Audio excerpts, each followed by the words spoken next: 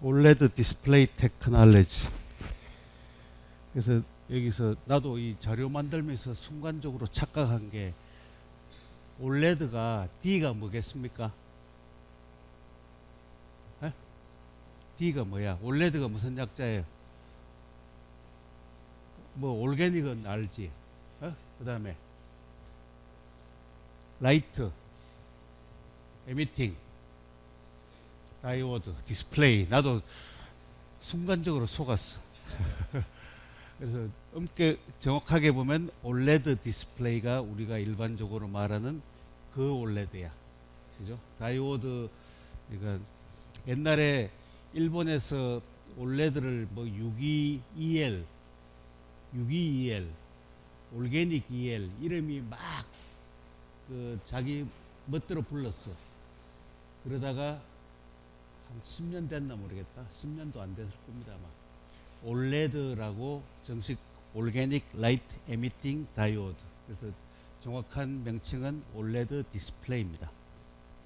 그래서 이거를 내가 6월 초에 그 학회에서 올레드 튜토리얼 세미나를 하려고 이제 여기 했던 강의 자료, 그 다음에 뭐 자료를 조금 정리를 했어요.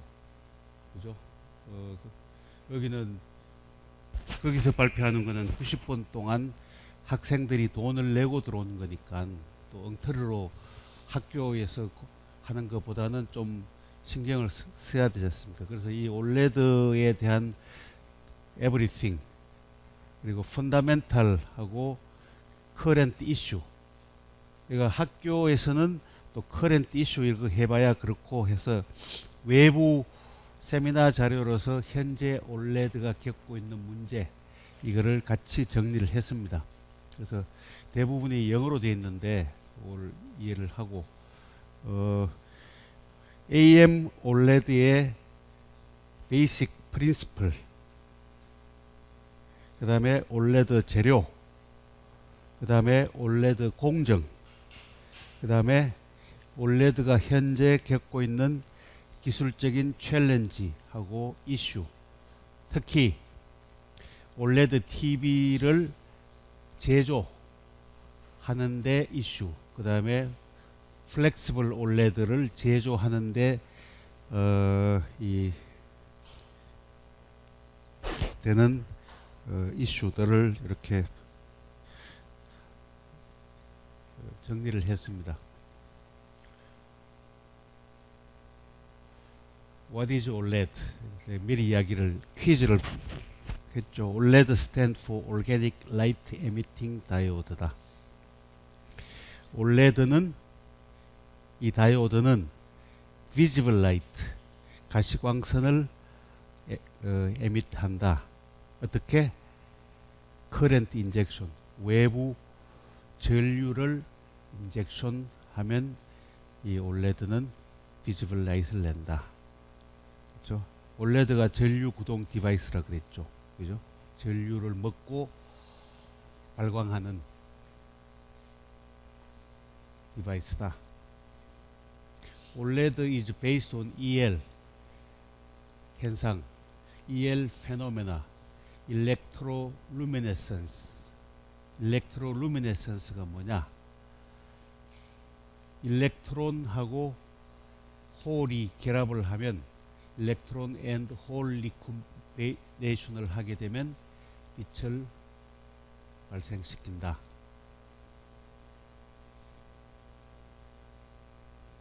그래서 올레드의 이 레이어가 캐소드가 뭐예요? 음극인가? 음극. 항상 헷갈리기 쉬운 거. 캐소드 음극, 에노드 양극. 두 개의 전극을 연결해 가지고 전자를 캐리하는 레이어, 일렉트론 트랜스포트 레이어, ETL 그럽니다. 그러니까 캐소드에서는 전자를 쏘고 인젝션하고, 에노드에서는 홀 전공이 이 EL 레이어로 인젝션 됩니다. 그래서 ETL 홀 에노드 쪽은 HTL 홀 트랜스포트 레이어가 있고 그 중간에 에미션 레이어, 이게 그야말로 EL 레이어입니다. 일렉트로루미너스. 이게 이제 핵심이죠. 빛을 발광하는 부분이고, 이거는 전자하고 홀을 이동시켜주는 통로를 만들어주는 그 레이어고, 여기서 일렉트론 홀이 만납니다. 리콤비네이션을 하게 되면 여기서 다른 파티클이 생기게 됩니다. 일렉트론하고 홀이 결합을 하게 되면 이것이 일렉트론 비지블 라이트를 에미션 한다. 그러면 아까 조금 전에 보여준 그 레이어에서 과연 어떤 리액션이 일어나고 있느냐? 그러면 어떻게, 이게 영어가 되나? How electron and hole recombination generate light emission. How can, 어떻게 일렉트론하고 홀이 결합을 하게 되면 이 빛을 에미션 하느냐. 그래서 이 리액션의 시퀀스를 1, 2, 3, 4로 정리를 했습니다. 홀이 캐소드 쪽으로 인젝트 되고, 일렉트론이 에노드 쪽으로 인젝트 되고, 일렉트론 그 인젝트 된 일렉트론 홀들이 엑스톤이라고 하는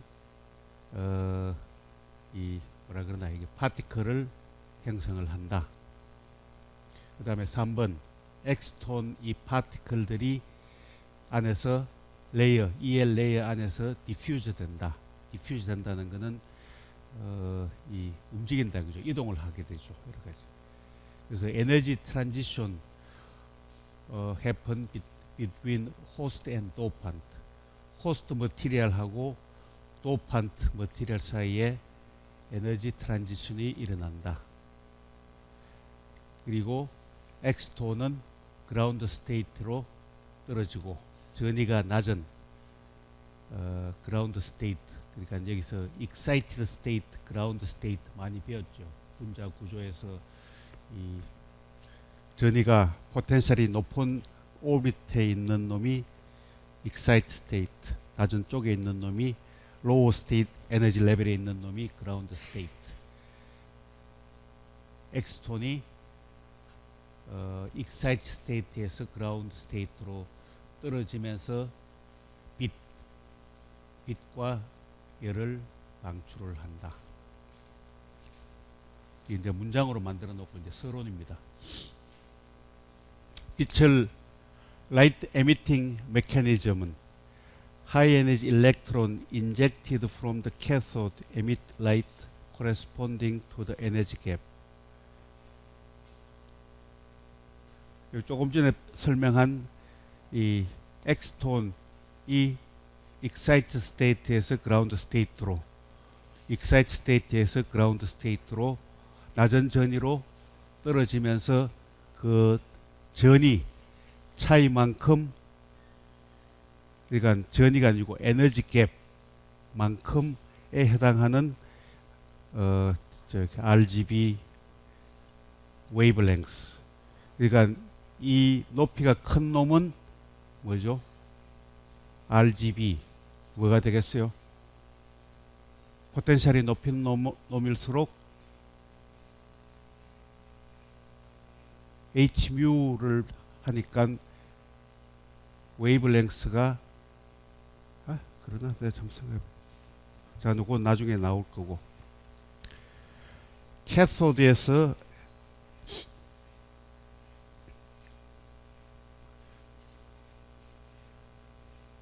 캐소드에서 인젝트된 일렉트론, 에노드에서 일렉트로에서 인젝트된 홀이 그 사이에 이 포텐셜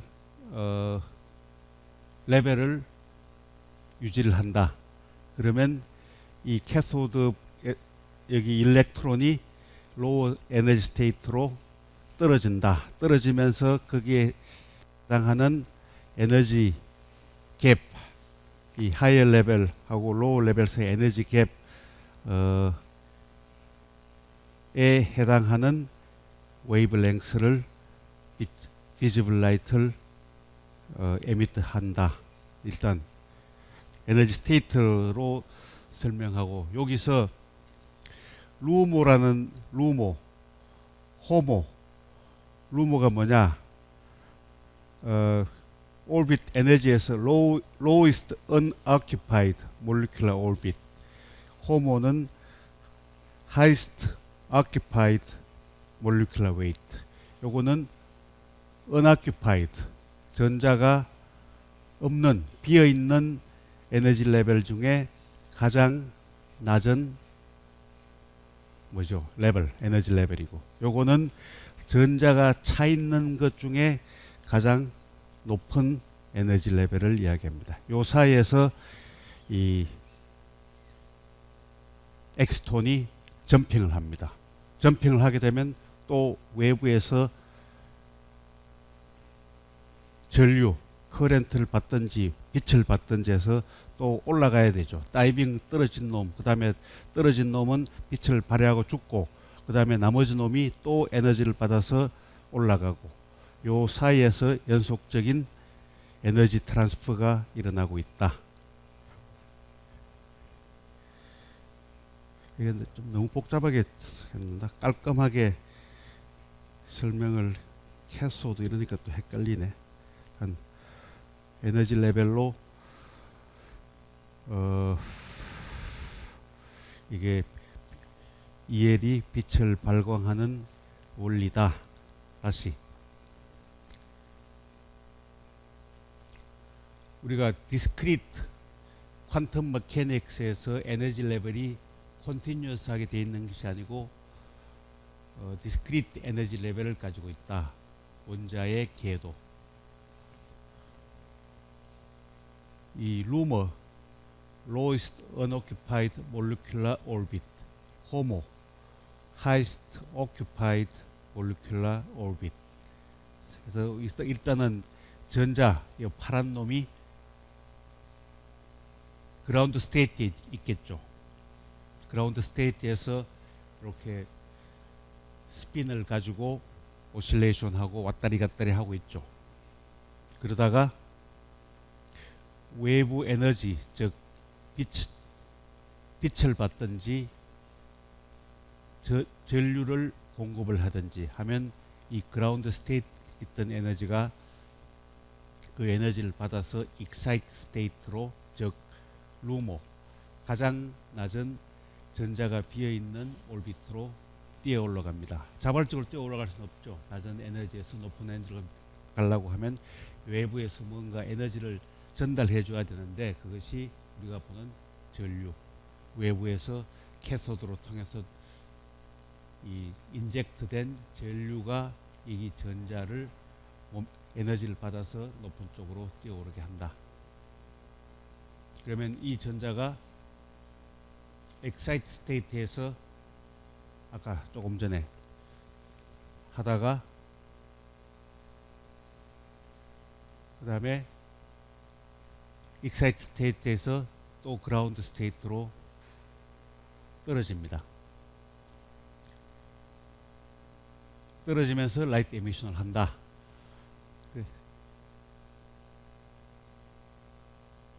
일렉트론 디스트리뷰션 in ground state, 그 다음에 일렉트론 디스트리뷰션 at excited state, 이런 가우시안 디스트리뷰션을 하고 있다. 그 다음에 같은 내용입니다. 그거는 페이지 아마 빠져 있을 거야. 내가 안 넣으려 그러다가 괜히 페이지 수만 자꾸 어긋나잖아. 요게 7페이지.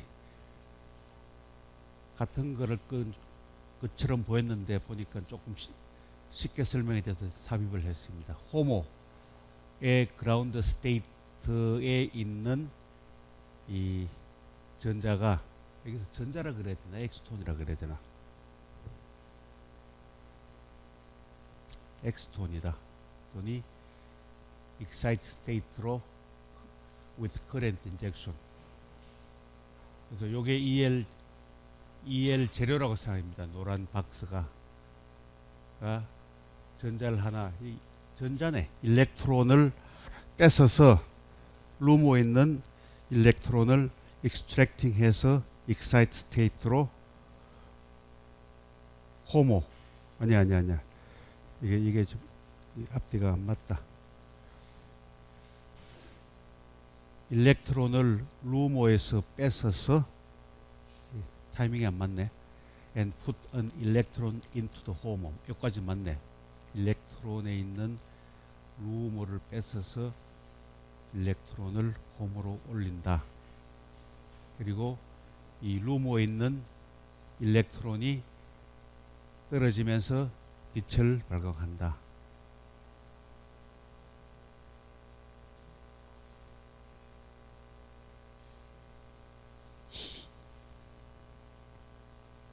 근데 실제로 요거는 싱글 레이어 이야기를 했고, 요 노란 레이어, 노란 이 박스, 그 다음에 그린 박스는 실제로 HTL, ETL, 즉 홀 인젝션 레이어하고 일렉트론 트랜스포팅 레이어, 홀 트랜스포트 레이어, 일렉트론 트랜스미트 레이어 가 멀티 레이어로 되어 있는 것을 보여줍니다. 캐소드 아니야 에노드가 연결돼서 전압을 걸어주면, 다시 자세히 보세요.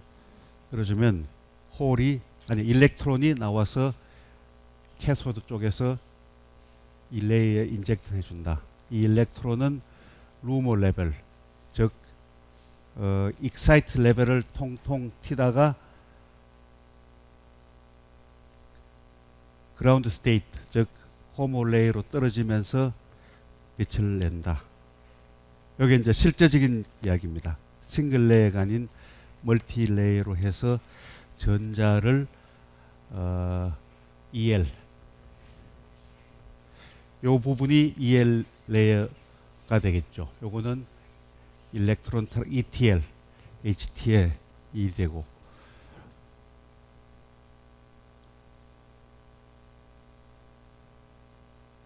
다시 한 번 더 보자.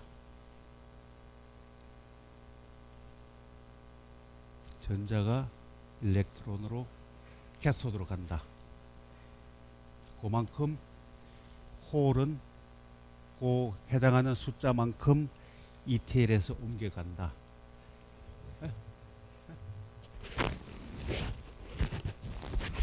뭐라고? 크게 이야기해봐. 엑스톤.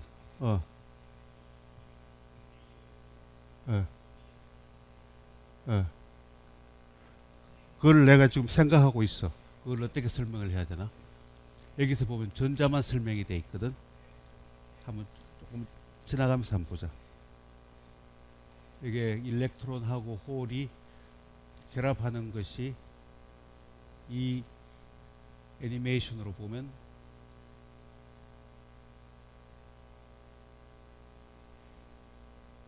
어딘가 결합이 돼야 되는데, 그지?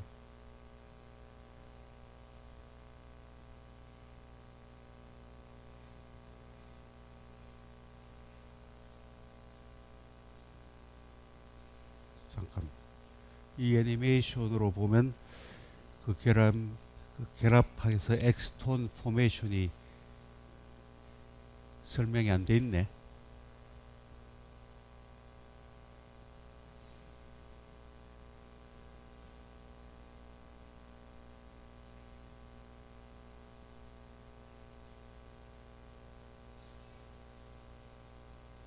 여기 어느 놈은 지금 빨간 놈은 전자야.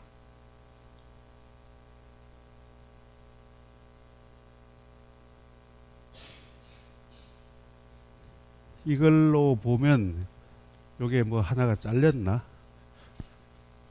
전자를 공급하기 위해서 홀은 움직여 가고 있고, 여기서 이렇게 이쪽에 가서 여기서 일렉트론하고 홀이 같이 리콤비네이션 돼서 떨어지는 것이 맞는데, 그지? 앞에 설명으로 보면 내가 한번 찾아볼게. 여기 하나 뭐 빠진 것 같기도 하다. 이게 충분히 설명이 안 된다. 홀은 이쪽에서 건너가야 돼. 이놈이 일로 가서 일로 건너가면서 여기서 만나서 떨어져야 그림이 완전히 되는데, 내가 한번 찾아볼게. 잘 지적해서 나도 설명을 하면서 이게 뭔가 빠졌다라고 생각했거든. 자, 디바이스로 돌아가 가지고 에노드는 이 ITO 레이어 투명 전극입니다. 왜 그러냐 그러면 빛을 밑으로 보내주기 위해서. 홀 HTL 다시 EML 또는 EL 일렉트론 트랜스포트 레이어 ETL, 그 다음에 메탈 캐소드가 있어서 캐소드 에노드 사이에 전극을 주면 전류를 인젝트 해준다.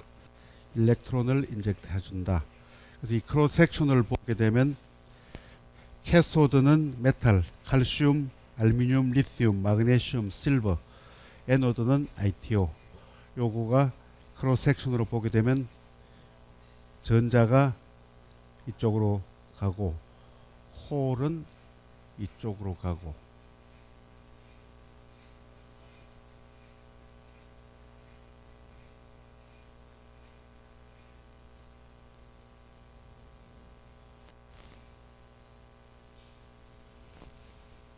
야, 다시 이거를 아까 여기서 생각하면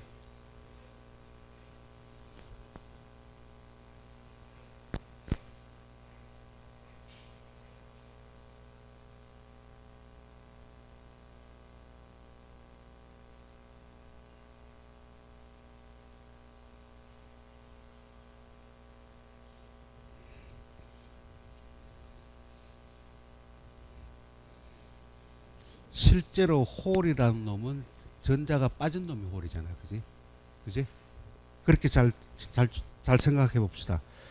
그러면 여기서 전자가 요게 파란 놈을 일렉트론이라고 보면 조금 전에 요 놈이 이렇게 움직였거든. 그러면 요게 무슨 말이냐 그러면 홀은 이쪽으로 움직이가는 거야. 여기서 그라운드 스테이트에서 만나야 돼. 그지? 그거를 다 표시를 못하니까 여기서 엑스톤이 그라운드 스테이트에서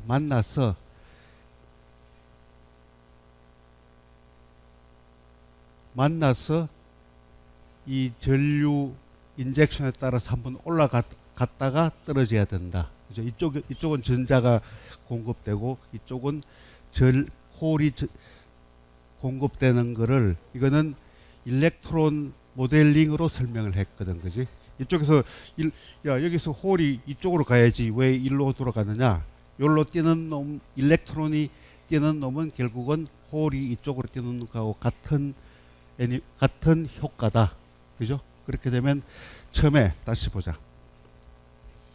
처음에 여기 또 일렉트론만으로 설명을 한 거야. 그리고 처음에 보면 이게 또 일렉트론이 그라운드 스테이트, 루모, 이것도 일렉트론으로만 설명을 했고, 아직 여기도 일렉트론만 설명을 한 거야. 근데 엑스톤이란 개념을 만들어 놓으니까 설명이 좀 꼬여버리네.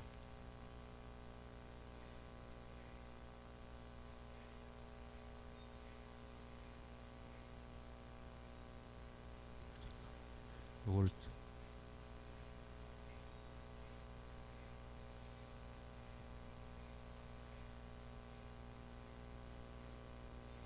이것도 아직 전자로 설명을 하죠. 일렉트론 가지고.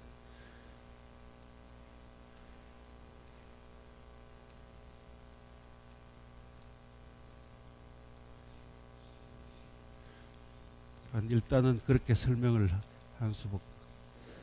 하는 게 맞다. 이거는 전부 일렉트론 모델링을 했는데 엑스톤이라는 놈은 여기서 일렉트론이 왼쪽으로 가는 게 홀이 오른쪽으로 가는 거하고 같다. 그죠? 그러면 또 하나 질문이, 엑스톤이 형성하게 되면 그라운드 스테이트에서 여기 엑스톤이 형성되잖아. 아직 에너지를 못 받았으니까, 그지?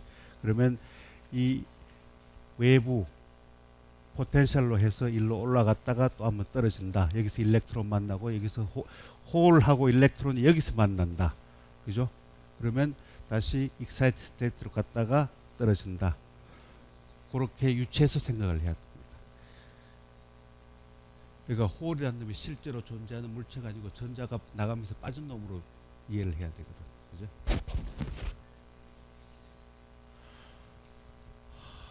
엑스톤이 실제로 존재를 해야 되는데 그거는 좀 굉장히 어려운 질문이다. 내가 좀 연구를 해볼게. 엑스톤이라고 하는 물질이 존재를 해. 내가 한번 책을 읽어보고 얘기를 할게.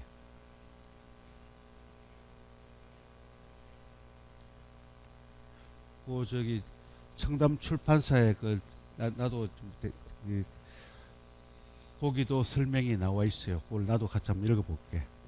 그렇게 지금은 그렇게 설명을 할게요. 각 층의 역할, 발광층, 주입된 전하의 재결합에 의해 빛을 발광하는 층이다. EL 또는 EML이라 그럽니다. 형광성, 인광성, 발광 특성을 갖는 화합물이 사용된다. 여기서 이제 형광, 인광이 나옵니다.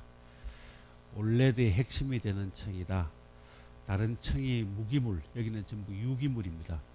무기물이어도 발광층이 유기물이기 때문에 올게닉 LED로 올레드로 불린다. 수송층, 트랜스포트 레이어입니다. 홀 수송층의 역할, 양극으로부터 홀을 발광층까지 수송하고 음극으로부터 이동해온 전자를 막아서 양극까지 가지 못하게 블락킹 역할도 한다. 홀은 EL층까지 이 트랜스포트를 시키고 또 반면에 반대쪽에서 온 전자를 이 캐소드 아니 에노드 쪽으로 건너가지 못하도록 블락킹 역할을 한다. 전자수송층의 역할은 음극으로부터 전자를 발광층까지 수송하고 양극으로부터 이동해온 홀을 블락킹해서 음극으로 가지 못하게 한다.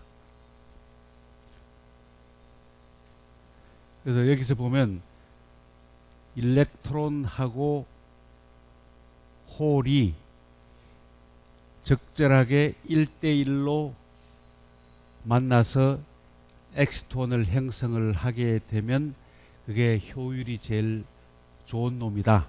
근데 실제 그 현실에서는 그렇지가 못한다.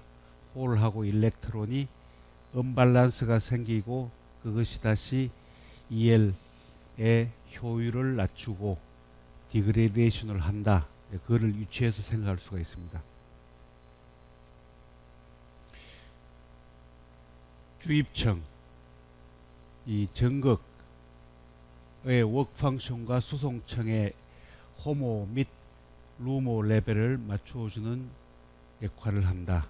그래서 아까 여기 보면 캐소드 에너드가 재료가 이렇게 마음대로 캐소드는 메탈 전극, 칼슘, 알루미늄, 리튬, 마그네슘, 실버 전자를 잘 인젝션 해주는, 즉 이 재료의 워크 펑션, 전자를 가두려고 하는 그 배리어가 낮은 놈, 전자를 쉽게 방출할 수 있는 이 전극을 써야만 되고, 에노드 쪽은 반대로 이 홀을 쉽게 방출할 수 있는, 그래서 투명하고 쉽게 방출할 수 있는 전극을 써야만 홀하고 일렉트론이 스무스하게 쉽게 인젝션 된다. ELA 쪽으로.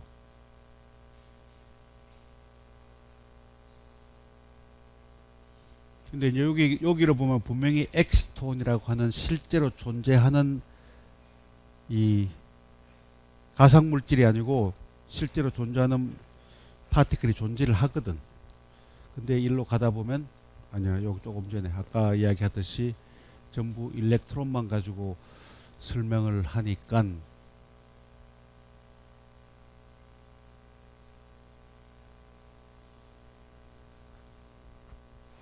오케이, 그거는 조금 더 생각해보자. 일렉트론 홀이라는 게 나올 때마다 항상 조금 헷갈리는 부분이 없지 않아 있습니다. 다 설명했나? 루머는 아까 이야기했듯이 empty 궤도, lowest unoccupied molecular orbit입니다. 빈 궤도 중에서 에너지가 가장 낮은 궤도. 호모는 이 전자가 occupied 된 궤도 중에서 에너지가 가장 높은 궤도.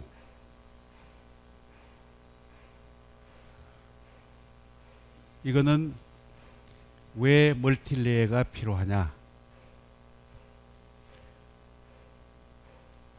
해답은 차지, 즉 일렉트론이든 홀이든 인젝션 베리어 하이트를 낮추기 위해서.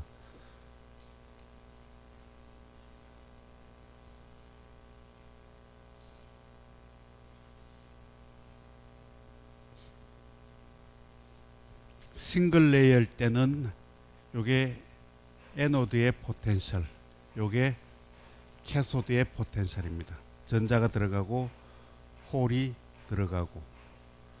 근데 여기서 홀 인젝션을 할 그 베리어 하이트이 이만큼 크다. 홀이 이 베리어 하이트를 뛰어넘고 이 HTL로 가기에 무척 어렵다. 싱글 레이어를 했을 때. 근데 요 레이어를 하나를 더 깔아서 홀 인젝션 베리어를 더 낮추어주는 역할을 하게 되면 여기서 홀이 인젝션 되기 쉽게 하는 역할을 한다. 일렉트론 레이어도 마찬가지입니다. 캐소드에서 원래 이만한 높이를 뛰어넘어야 되는데, 그죠? 요런 멀티 레이어를 만들어서 일렉트론이 쉽게 뛰어오를 수 있도록 한다. 싱글 헤트로. 이거는 홀 레이어만 이야기할 때는, 일렉트론 이야기는 아니네. 홀이 쉽게 인젝션 될 수 있도록 베리어 하이트를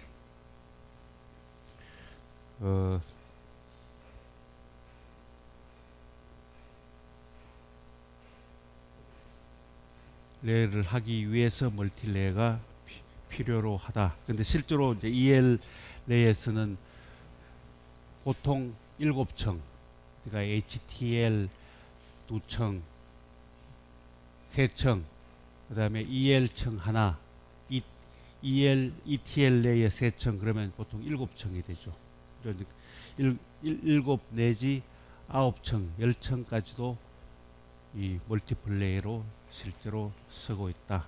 그러니까 올레드의 실제적으로 커머셜한 스트럭처는 생각보다도 레이어 수가 많다. 이렇게 이해를 하면 되겠습니다. 근데 아까 여기서 잠시 이야기가 넘어갔죠. 이게 몇 층이든 간에 토탈 두께는 100, 200 나노미터야. 즉 1000앵스트롬, 그러니까 티피컬하게 1000앵스트롬이야. 이게 9층을 만들더라도 1000앵스트롬 안에서 만들어야 된다. 이 레이어가 두꺼워지면 이 전압을 감당을 못해. 두꺼워질수록 여기에 걸리는 전압이 그만큼 프로포셔널하게 높아진다. 그렇게 되면 소비 전력 문제, EL의 디그레데이션 문제, 그러니까 EL의 두께는, 총 두께는 무조건 얇아야 된다. 그게 이제 하나의 프린시플입니다. 그래서 이게 두께 컨트롤, 그 다음에 또 하나, 두께가 유니폼하지 않게 되면 이 휘도가 두께에 비례하게 된다. 결국은 두께가 유니폼하게 되지 않으면 EL 전체 글래스 면적에서 휘도가 유니폼하지 않게 된다. 그래서 얇게 만들어야 된다. 유니폼한 두께를 가져야 된다. 그래서 이제 그만큼 어렵다는 이야기입니다.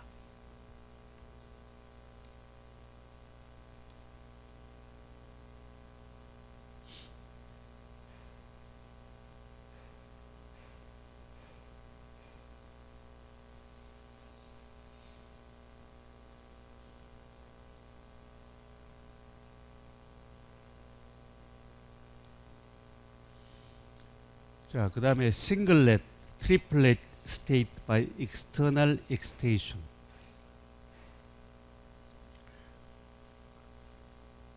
Excited singlet state is generated first in photo excitation. 외부의 포토 익스테이션, 포토 에너지를 받으면 이 첫 번째로 싱글렛 스테이트, 즉 싱글렛이 뭐냐? 전자의 스핀이 업 하나, 업 다운이 서로 하나씩 생길 때 싱글렛 스테이트. 그 다음에 트리플렛 스테이트는 업 다운, 업. 요 에너지 레벨에 따라서 세 개의 스테이트로 구분이 됩니다. 전자 스핀 이야기죠. 전자의 스핀이 2분의 1 다운일 때 마이너스 2분의 1. 그러니까 트리플렛 스테이트는 이런 전자 스핀의 스테이트가 세 개가 생길 수가 있고, 싱글렛은 업 다운. 이게 설명이 좀 길어지는데 뭐죠? 양자역학이야. 파울리 익스클루전 프린시플. 그래서 전자 하나하나가 이 그 올비트에 존재할 때는, 한 놈씩 존재할 때는 반드시 전자 스핀이 서로 반대되는 방향을 가져야 된다. 이게 이제 파울리 익스클루전 프린시플. 이거를 다 적용해서 결과적으로만 설명하면 트리플렛 스테이트, 전자 스핀이 업 다운 다운 업 요 세 개가 존재할 수 있고, 싱글렛은 업 다운 한 스테이트만 존재할 수 있다. 그때 싱글렛 스테이트가 엑스테이션을 받게 되면 이 업 다운, 여기서 보는 어디죠? 업 다운 스테이트가 생기는데, 여기서 일렉트론이 다시 트랜지션을 하면서 트리플렛을 형성을 하게 되고, 싱글렛 스테이트에서 떨어진 놈은 이것은 플로레센트 EL, 형광 현상 또는 형광 물질을 쓰게 되면 싱글렛 스테이트에서 이 발광을 하게 되고, 인광 포토 플로레센스 재료가 다릅니다. 인광 물질을 쓰게 되면 트리플렛 스테이트에서 그라운드 스테이트로 떨어지고, 그래서 여기서 보면 이 싱글렛 스테이트에서 떨어지는 것보다도 트리플렛 스테이트에서 떨어지는 확률적으로, 이거는 스테이트가 3개거든. 이거는 한 스테이트거든. 결국은 여기서 떨어지는 확률적으로, 다음 페이지. Singlet state, triplet state generate with ratio of 1 to 3.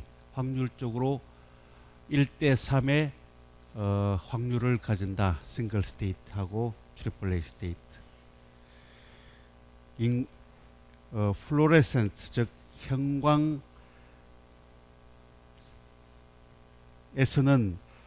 이 퀀텀 일드가 25%, 인광일 때는 75%가 된다. 여기 다시 있죠. 싱글렛 스핀이 업앤 다운을 하고, 하나 업 하나 다운. 요거는 이런 스테이트, 트리플렛 스테이트에서의 이 1대 3의 확률을 가진다. 그래서 이거를 보면 이 효율, 퀀텀 일드, 빛을 발광할 수 있는 일드가 1대 3이 된다. 이게 결국은 이게 아직 요걸로 그치네. 우리가 EL 재료를 이야기할 때 과거에 형광물질만 썼죠. 불과 몇 년 전까지만 해도 효율도 낮고 수명도 낮고 했는데, 그게 그때가 플로레센스 형광 EL 재료만 썼는데, 이 포스포레센스 인광 물질이 이게 뒤에 나올 겁니다. 몇 년도인가 여기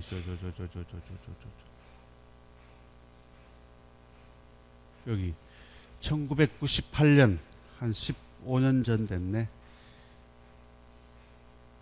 인광 EL이 개발되면서 올레드가 또 급속하게 발전을 하게 됩니다. 요 이전까지만 하더라도 이 형광 물질만 가지고 갈 때 효율 문제, 수명 문제 때문에 굉장히 올레드의 미래가 좀 별로 낙관적이 못 됐다. 이제 인광 물질이 올레드를 다시 한번 발전하겠다. 그래서 그 얘기를 하려고 형광 EL, 인광 EL이 형광보다도 3배 이상의 효율이 높다. 그러면 인광 EL은 어떻게 만들었느냐? 이제 그거는 나중에 설명하기로 하고, 일단 올레드 연구의 히스토리입니다. 마일스톤. 이 큼직큼직한 놈만 몇 개를 골라보면, 이 1970년 후반기에 호닥에 있는 CW 청탱이라는 친구가 이 올레드에 대해서 오리지널 스타디를 했죠. 리서치를 했죠. 이때는 그린라이트 에미팅 다이오드 바이 멀티플 레이어. 그 다음에 한 10년 후에 같은 사람이 로우 볼테이지 하이 에피션시 올레드를 발표를 합니다. 특허를 내고. 근데 이 1987년, 즉 27년 전임에도 불구하고 놀랍게도 HTL, 여기 ALQ라는 재료, EML 구조, 그 다음에 이 밝기, 그 다음에 효율, 그 다음에 저전압, 놀랍게도 그 당시에 어드밴스된 올레드를 개발합니다. 그리고 이제 특허를 냈죠. 그래서 많은 올레드에 관련된 특허가 요 사람하고 몇 사람의 소유로 되어 있죠. 이 사람은 지금 호닥이 망해버렸으니까 대학 교수로 가버렸고, 그래서 올레드의 시조이면서도 굉장히 현실에 가까운 리서치를 했다. 이 구조 재료까지도 상당히 우리 저기 TFT LCD 보면 뭐 70년도에 처음으로 TFT 트랜지스터를 만들고 TFT 백플랜을 만들고 모든 사람이 분업이 되어서 이렇게 올라왔는데, 여기는 보면 한 사람이 이 초기에 많은 기초를 잡았다. 이렇게 보면 됩니다. 89년에 정탱이라는 친구가 블루하고 레드의 도판트를 넣으니까 에피션시가 이 호스트하고 도판트 사이의 에너지 트랜지션에 의해서 이 에피션시가 또 급격하게 올라가더라. 90년에 이 두 사람 프렌드하고 J.H. 버로라는 사람이 폴리머 LED, 지금 이거는 전부 지금 대부분의 올레드는 저분자입니다.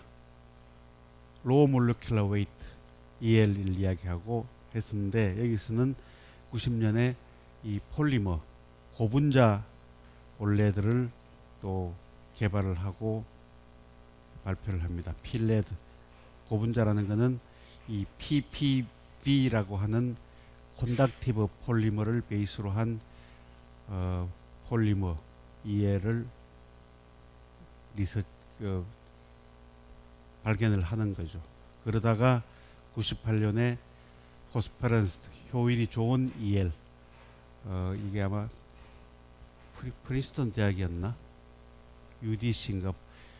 UDC라는 회사가 프린스턴 대학의 사람이 뒤에 논문이 잠깐 나오니까 프린스턴 대학 출신입니다. 그래서 인광 이해를 개발을 하고 그 다음에 또 2004년에 같은 시조 정탱이라는 사람이 하이 에피션 탄뎀 스트럭처 더블 레이어죠. 멀티플 레이어 스트럭처를 가진 하이 에피션트 EL 구조를 또 발표를 합니다. 그래서 근본적으로 이 초기에는 올레드 그 뭐 백라이트도 필요하지 않고 RGB 컬러풀하게 이 EL 올레드가 참 사람들을 굉장히 관심을 많이 끌었는데 또 한편으로 보면 이게 올게닉이거든. 플라스틱 머티리얼에다가 전류를 공급을 해서 발광을 해서 그걸 수명을 몇만 시간 나오도록 한다는 자체가 무리가 아니냐라고 하는 회의도 많고 그런 사이에 올레드가 기대만큼 발전을 못했죠. 해보면 해볼수록 어렵고 해보면 해볼수록 단점이 많고 수명은 짧아지고 또 이 최대 단점 중에 하나가 올레드의 RGB 각각이 전부 다른 케미스트리야. 그리고 다른 수명을 가져.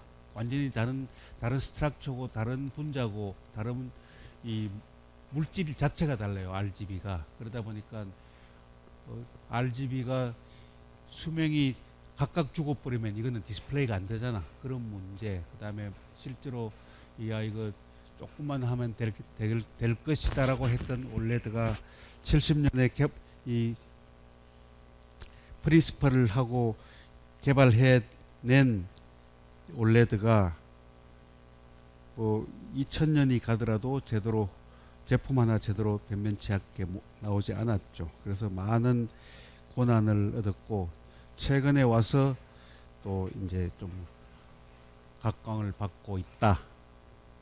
요게 이제 이 올레드 리서치에 대한 히스토리를 선말한 거고 그 다음에 이제 커머셜로는 어떻게 됐느냐. 이 PM, AM도 아닙니다. 파이오니어에서 2000년 1900년 카 오디오의 저런 형태로 처음으로 했고 그 다음에 AM 올레드의 시조는 산요 고다기 디지털 카메라의 2003년 오래 못 갔어요. 만들었다 보니까 수명도 안 되고 처음에 반짝 인기를 끌다가 이게 문제가 좀 있어. 이게 전부 그 다음에 이게 이제 제대로 된 것이 삼성 SMD에서 이 제대로 갤럭시 스마트폰에 이게 이제 볼륨 프로덕션에 드디어 10 밀리언 1000만 개를 돌파합니다. 2010년. 그러니까 일본에서 잠깐 취미 생활 뭐 이렇게 뉴스거리로 올레드를 카메라에 넣고 뭐 한 1년 생산하다가 도저히 안 돼 가지고 중단하고 했다가 야 그러면 이제 올레드 안 되는가 보다라고 하다가 드디어 이 스마트폰의 대량 생산에 성공을 합니다. 돈도 많이 벌었죠. 이제 사실 어떻게 보면 뭐 연도수에 상관없이 이렇게 수천만 대를 상용화에 성공한 것이 더 의미가 있겠다. 그리고 이제 또 이제 AM OLED TV 이거는 이제 소형이지 않습니까? 소형 또는 또 패시브 매트릭스. TV에서는 소니가 2007년에 11인치로 처음에 OLED TV를 해서 많은 이 어텐션을 끌었죠. 2007년이면 벌써 7년 전이다, 그죠? 예, 그래서 야 사람들이 다들 궁금해했죠. 올레드가 성공할 거냐. TV에 성공을 해야 디스플레이가 성공을 합니다. 왜 그러냐면 물량이 TV가 절대적으로 많은 물량이 되고, 그 다음에 또 소형 스마트폰하고 TV하고는 또 많이 다른 이야기죠. 휘도가 밝고 계속 몇 시간 연속해서 써야 되고, 요 놈은 잠깐 보는 거고, 휘도도 여기에 반도 안 되고.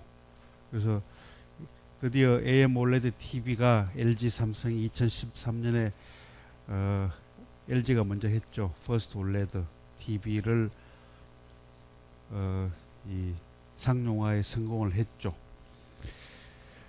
팔리고 안 팔리고는 상관없이. 근데 이제 문제는 LG 디스플레이에서는 계속 OLED TV를 푸시를 하고 있고, 시장은 아직도 좀 냉담하고 그런 상황이 되어 있습니다.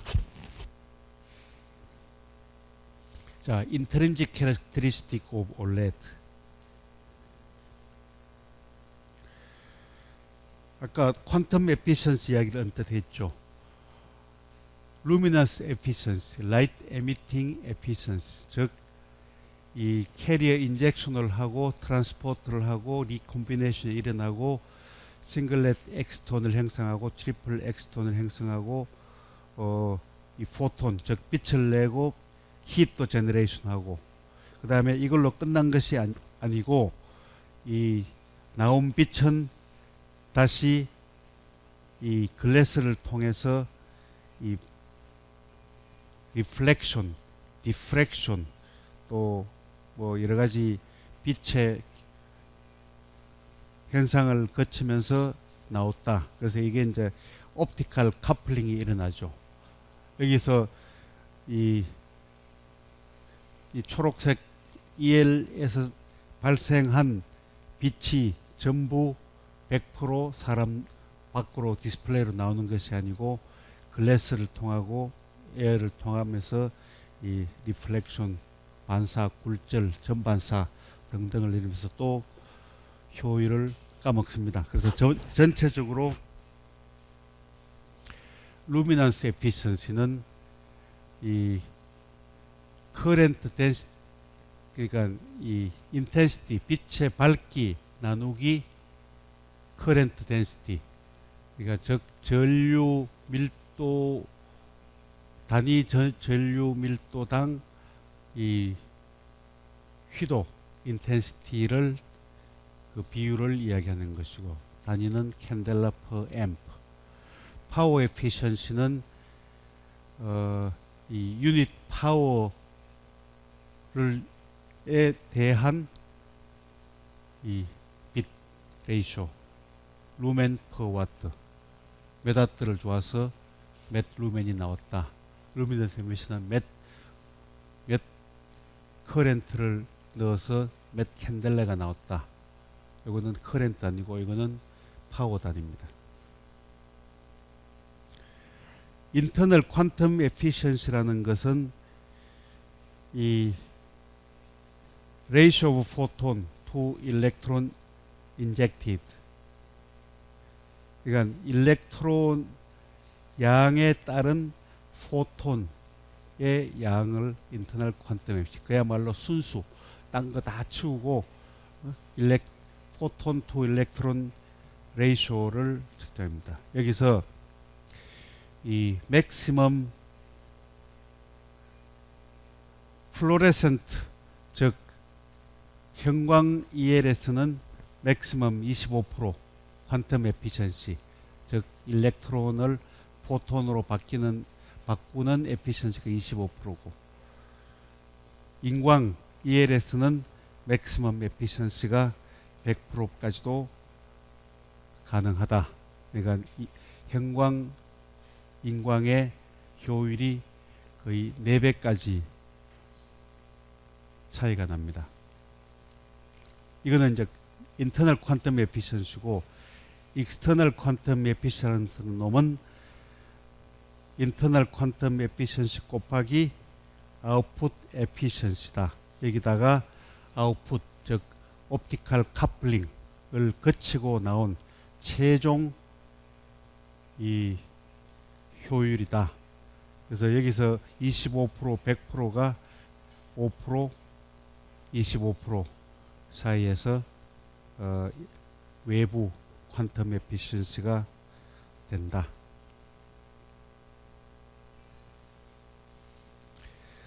루미넌스 에피션시 아까 뭐라 그랬죠? 루멘 퍼 와트 또는 루멘 퍼 앰프 루미넌스 에피션시를 높이는 조건. 그러니까 NE 전자의 수, NH 홀의 수가 밸런스가 맞아야 된다. 밸런스드 인젝션. 이 서로 짝을 찾지 못한 uncombined electron and hole become leakage current. 반대쪽으로 건너가서 오히려 이 누설 전류를 일으키게 된다. 일렉트론 모빌리티하고 그 다음에 2번은 밸런스드 모빌리티. 일렉트론 모빌리티하고 홀 모빌리티가 이동도가 거의 비슷하게 돼야 된다. 그러니까 한쪽이 너무 빨리 가서 해버리면 이 리콤비네이션 효율이 떨어진다. 3번이 maximize exton formation ratio. 그리고 require blocking layer for hole and electron to prevent moving to opposite electron. 반대편으로 가는 것을 블락킹하는 레이어가 필요하게 된다. 그러니까 가능적으로 서로 이 많은 양의 밸런스된 일렉트론 홀이 엑스톤을 행성하도록 만들어줘야지 이 리콤비네이션 하지 않고 혼자 반대쪽으로 딱 가버리면 에피션시를 까먹는 효과가 된다. 그 다음에 엑스톤을 이 라이트 컨버전 에피션시를 맥시마이즈 해야 된다. 이게 이제 이 EL의 휘도 에피션시를 높이는 조건이다. 올레드의 IV 특성입니다.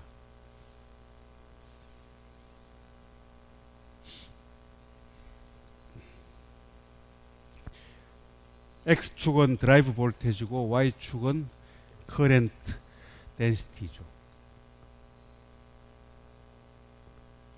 이 커브를 보면 일단은 전압을 올려주면 전류는 여기서 턴오프 됐다가 턴온이 된, 여기서는 발광을 하지 않게 됩니다. 네거티브 바이어스를 걸면 루미네선스가 라이트 에미팅을 하지 않, 턴오프 상태고, 요 사이에서 루미넌스 리전을 갖는다. 4볼트를 걸었을 때 약 1mA의 전류가 흐른다. 이제 IV 캐릭터리스틱. 그 다음에 여기는 왼쪽 거는 전류를 X축으로 하고 휘도 측정한 거고, 오른쪽은 볼테지를 줘서 루미넌스를 측정한 겁니다. 그러니까 아까 올레드가 다이오드라 그랬죠. 전압 전류의 커브가 리니어하지 않는 것이 다이오드죠. 이런 형태. 근데 전류를 커렌트 덴시티를 주면 휘도는 거의 리니어하게 올라갑니다. 3.4 캔델라 퍼 앰프. 전압을 주게 되면 전행적인 다이오드 특성 올라가지 않다가 급격하게 이 난리니어하게 익스포넨셜하게 올라가게 됩니다. 휘도는 커렌트 덴시티에 리니어하게 프로포셔널하고, 여기서 볼테이지 루미넌스는 스몰 볼테이지 베리에이션 코즈 라지 루미넌스 베리에이션. 올레드는 다이오드 세미컨덕터 다이오드 라이크한 프로퍼티를 가진다.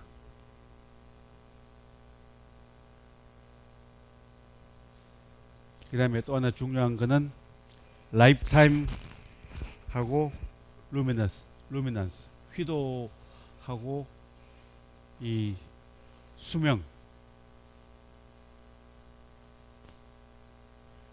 측정했는데 이 초기 휘도의 반감기 반으로 떨어질 때까지를 라이프타임이라고 정의를 하고, 이거를 라이프타임을까지 측정을 할 수 없기 때문에 그래도 몇 년을 갈까 합니까?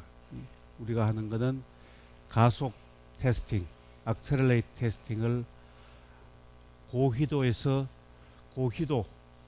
또는 하이 템퍼레처에서 가혹 조건으로 라이프타임을 구한다. 그래서 100시간, 200시간, 600시간을 했을 때 초기 휘도, 이게 또 문제다. 레드, 그린, 레드, 블루가 전부 반감기가 전부 다르게 된다. 커브가 다르다. 800에서 400까지 떨어질 때 이거를 반감기라 그러죠. 라이프타임으로 하고, 요 놈은 레드는 400 떨어질 때 이만큼 가고 블루는 400 뜰 때 이만큼 간다. 그래서 이거를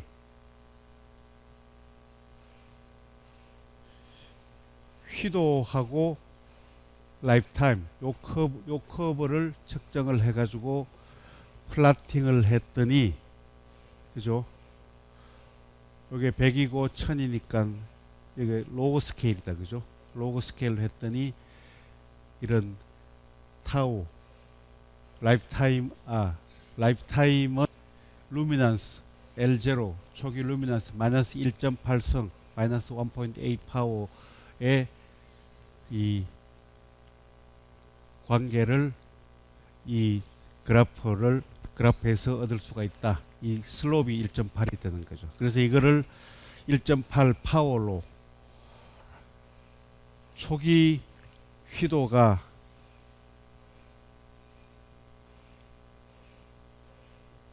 그러니까 라이프타임은 초기 휘도의 마이너스 8성에 비례한다. 이거 다시 말을 바꾸어 하자면 1.8 파워로인데 초기 휘도가 만약에 이 휘도가 2배를 높게 시작을 했으면 라이프타임은, 그죠? 휘도가 2배가 되면 라이프타임은 decrease by factor of 3.5 타우는 마이너스 1.8 2에 마이너스 1.8을 하게 되면 3.5배 빨리 죽는다. 그죠? 휘도가 2배가 되면 수명은 3.5배 줄어든다. 휘도가 4배가 되면 대충 해보면 한 10배 빨리 수명이 단축된다. 그래서 이제 올레드는 수명에 따라서 라이프타임을 결정짓는다.